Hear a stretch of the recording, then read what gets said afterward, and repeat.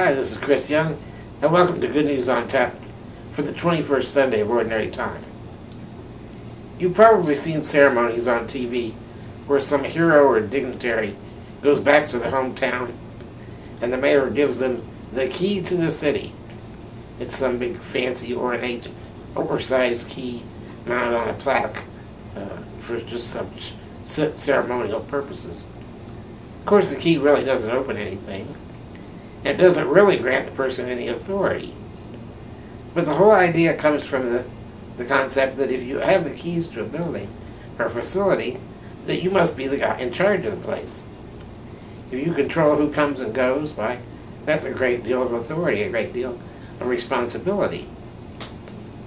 In the first reading this week, we hear a story about a person named Shebna, who was the chief scribe and described as master of the palace. He was being removed from office and replaced by somebody called Eliakim. It describes in detail how they stripped him of his robes and his sash and all of the other official accoutrements, including the key to the house of David. Now, this probably was also a ceremonial key that didn't physically open or close anything. But the authority that came to that person that held that key appeared to be absolute. It says that anything that that person declared open stayed open, and anything that they declared closed stayed closed.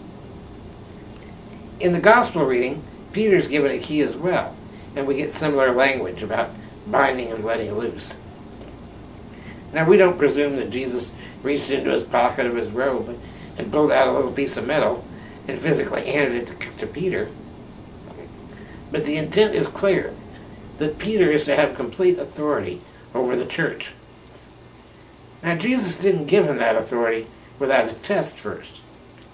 Jesus asked, "Who do the people say I am?" But he wasn't most interested in that. He really wanted to know who Peter and the apostles thought that Jesus was. See, this wasn't a popularity contest. Jesus was looking for faith. It was only when Peter revealed that he knew who Jesus was that Peter was given the authority. Peter passed the test. He knew that Jesus was really the one in charge, that Jesus was the promised Messiah and the Son of God. Only then was Peter to be given the keys of authority. Now, I suppose if we were going to frame this in modern terms, the keys to the house wouldn't be just the keys to the White House. It'd be more than that, because you'd have to be in charge of everything. It'd be the White House and the Congress and the Supreme Court all rolled into one. Now, we're not really sure from the context of that first reading why one master was being replaced with another one, but we have to assume that it was because they weren't carrying out their job very well.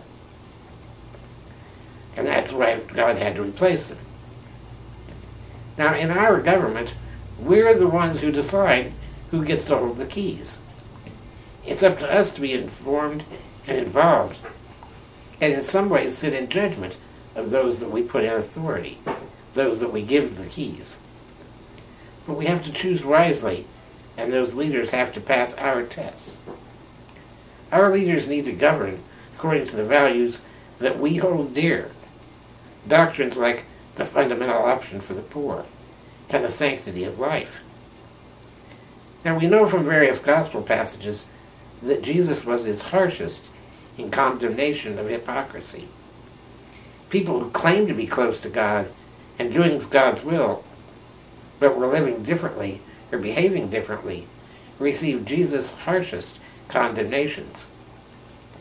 Now, we're currently testing new political leadership in the country. We've been given a gift of living in a democratically elected republic, which allows us to choose those who represent us. We've been given keys to decide who will guide our society, but we have to wield them very carefully. Who are we going to appoint to man those keys for us? We have to choose leaders who understand where all true authority comes from. True authority doesn't come from our elected leadership. It doesn't even come from our bishops and popes and religious leaders. It doesn't come from we the people. The person really in charge is our Lord in heaven.